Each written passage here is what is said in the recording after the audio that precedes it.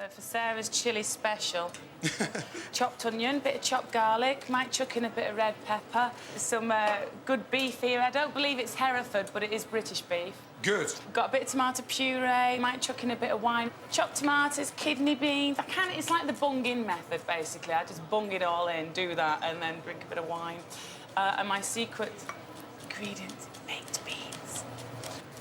You've got an amazing food background. Your father's a beef farmer in Bolton, is that right? He certainly is. He does it mainly for the breeding. Really? You know, I think he'll send one in when he's got a big farm built.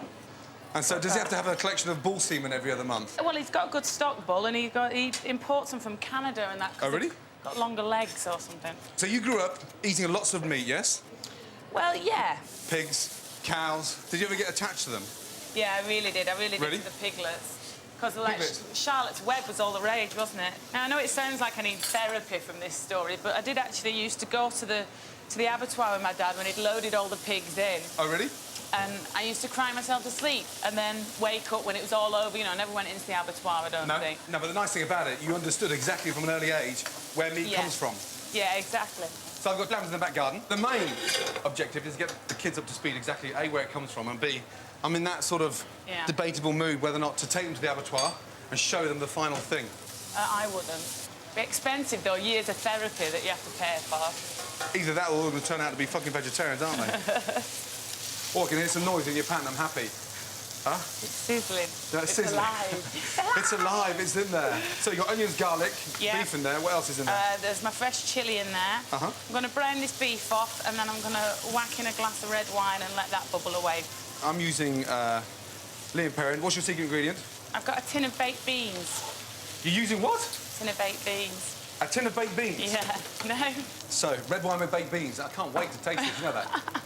The one thing I've always admired about you, you know that, is you're a bit like me, you speak your mind. Yeah. What's the most embarrassing thing you've ever said in your entire life? Oh, no, my mum had taken out all the staff from her pub on the Christmas meal. I meant for us to all go out and dance, but instead I asked the entire table if we could all have a gangbang. And everyone just went completely silent. And my mum just went ashen, and I didn't know what I meant. And I still, to this day, I kind of meant there's a word out there that isn't that. But at the ripe old age of 32 now, you're fully aware of what a gangbang is now, don't you? Yeah? Yeah, I mean, not from personal experience, obviously, but No. I learned quickly after, actually, what it was, and I was like, oh, right. I'm now going to add my tomatoes. These big beef tomatoes are perfect. They're very juicy, and they're full of flavour. So with tomatoes, is it fine to keep the skin on? Because I always want to put fresh tomato in, and then I think, oh, do I have to dunk them in boiling water and get the skin off? For something like a chilli, something easy and straightforward like that, keeping the skin on is absolutely fine, you know that? Right, cool. You've got a great figure, you're very slim. Do you watch carefully what you eat, or do you just sort of work out at the same time? I love food. Yep. I can be quite happily eating breakfast, and I'll be planning what I want for lunch and what I want for dinner. You eat well? Yeah. I used to model, and I didn't eat well at all. I know.